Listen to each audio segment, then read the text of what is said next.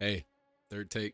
I'll say thank you for watching the video. First off, I wanted to showcase, I guess not showcase, but really give you a visual on why you should be careful when buying a controller.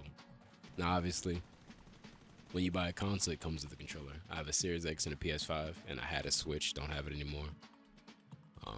And obviously, you get the DualSense 5 or you get the Series X, the Gamepad. It's just an Xbox controller, right? Those out of the box are fine. Over time, they're going to have their issues. They're going to fail on you. In the order that you're seeing in the video, I'm using the Turtle Beach Recon, which is the first controller. Never recommend it. This is the PlayStation 5, the DualSense 5 controller. And the next controller is the GameSir G7, a third-party controller I highly recommend. They have Xbox and PC variants. I'm really going into this. What I want to say is, if you care about precision, if you care about, I guess, consistency in a controller for PC or console, it doesn't really matter. Definitely look into getting a third-party controller. And I mean, if you're comfortable with the original manufacturer, that's perfectly fine. I'm not gonna change. It's not gonna change anything, But it makes a big difference. People might say you suck at aiming. People might say, oh, you're bad at this, and you might not exactly be comfortable unless you change a few settings in each and every game. But everything's different. But a lot of the times, it definitely can be your controller. Now, there's a lot of talk, and it's jumping around more now than ever. They got the potentiometer sticks and they got the Hall effect sticks.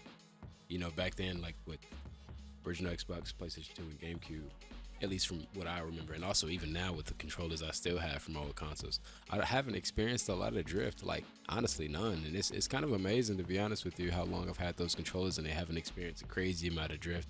But now you find that you'll buy a controller like an Xbox controller or a PlayStation controller, and out of the box you're getting drift, and you just try to figure out what the hell is going on. Now what these games do is, in the game software, or in the software, the controller software, the dead zone would be set to like 5 or 10 or something like that. Now when I play games on PC, usually with my controller, because I use the GameSir, on the GameSir software, I always set the drift to like 1 or 2. Not the drift, the dead zone, like 1 or 2. A lot of the time 0. And in the games, I'll do between like 0 and 5 or 0 and 3, something like that, just to feel what I get comfortable with, But I can't stress enough that it would be nice to be able to test every gamepad before you buy it, but obviously with third parties not being widely available or like on shelf to play with and toy with at certain vendors, you kind of got to buy it out of the box and figure it out, right? You can't do that, and you don't want to drive yourself crazy buying every controller on GameStop, Amazon, Best Buy, whatever the hell, and returning it because you didn't like it.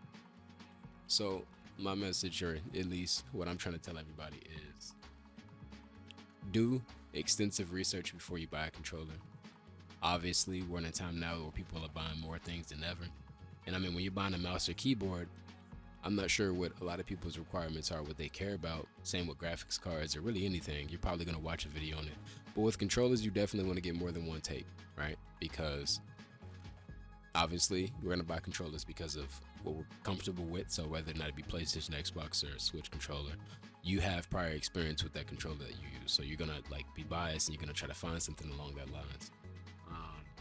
Maybe the color of the controller you want, or what the setup you're going for. You might not want wired. You might not want wireless.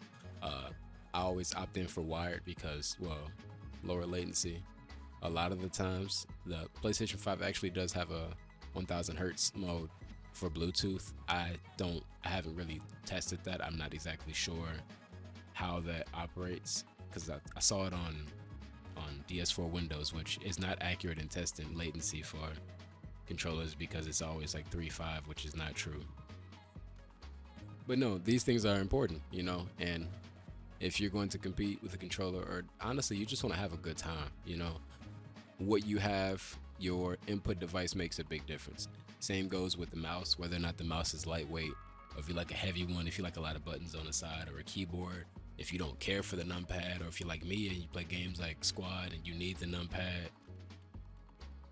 Buying the right tool for what you're going to use it for makes a big difference. So yeah, I just wanted to put that out there. I'm going to put links below on the website. We can look at all different kinds of controllers that's what you need. And there's also a Gamepad Tester, and also an Xinput Tester for sticks.